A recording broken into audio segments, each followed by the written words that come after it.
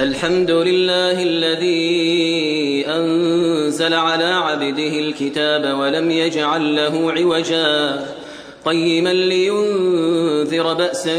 شديدا من لدنه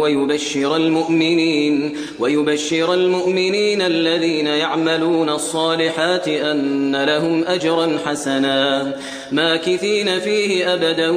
وينذر الذين قالوا اتخذ الله ولدا ما لهم به من علم ولا لآبائهم كبرت كلمة تخرج من أفواههم إن يقولون إلا كذبا